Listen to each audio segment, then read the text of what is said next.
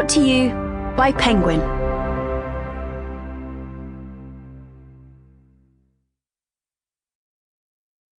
Hard-boiled Wonderland and the End of the World by Haruki Murakami. Read by Kirby Heyborne.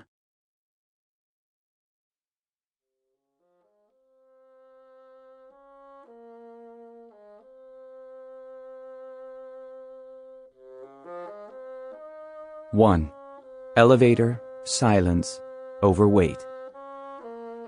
The elevator continued its impossibly slow ascent, or at least I imagined it was ascent. There was no telling for sure. It was so slow that all sense of direction simply vanished. It could have been going down for all I knew, or maybe it wasn't moving at all.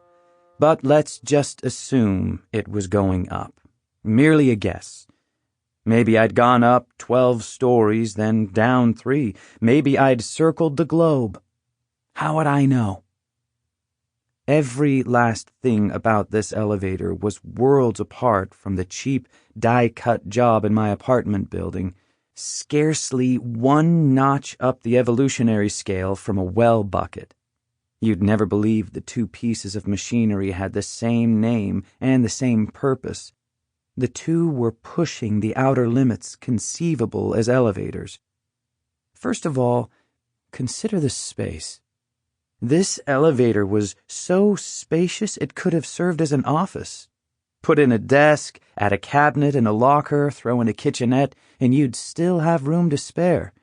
You might even squeeze in 3 camels and a mid-range palm tree while you were at it. Second, there was the cleanliness. Antiseptic as a brand-new coffin. The walls and ceiling were absolutely spotless, polished, stainless steel. The floor immaculately carpeted in a handsome moss green. Third, it was dead silent. There wasn't a sound. Literally, not one sound. From the moment I stepped inside and the doors slid shut. Deep rivers run quiet. Another thing most of the gadgets an elevator is supposed to have were missing. Where, for example, was the panel with all the buttons and switches? No floor numbers to press, no door open and door close, no emergency stop. Nothing whatsoever, all of which made me feel utterly defenseless. And it wasn't just no buttons. It was no indication of advancing floor. No posted capacity or warning, not even a manufacturer's nameplate. Forget about trying to locate an emergency exit. Here I was, sealed in.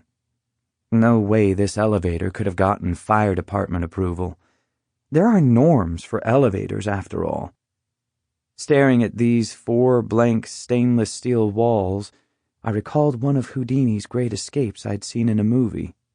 He's tied up in how many ropes and chains, stuffed into a big trunk which is wound fast with another thick chain and sent hurtling the whole lot over Niagara Falls. Or maybe it was an icy dip in the Arctic Ocean. Given that I wasn't all tied up, I was doing okay. Insofar as I wasn't clued in on the trick, Houdini was one up on me. Talk about not clued in. I didn't even know if I was moving or standing still. I ventured a cough, but it didn't echo anything like a cough. It seemed flat, like clay thrown against a slick concrete wall. I could hardly believe that dull thud issued from my own body. I tried coughing one more time. The result was the same. So much for coughing.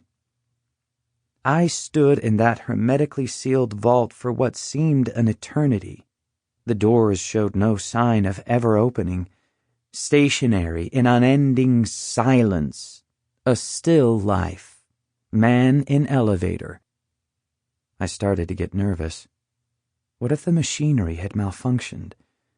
Or suppose the elevator operator, assuming there was one in the building, forgot I was here in this box.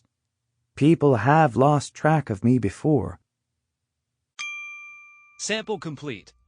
Ready to continue?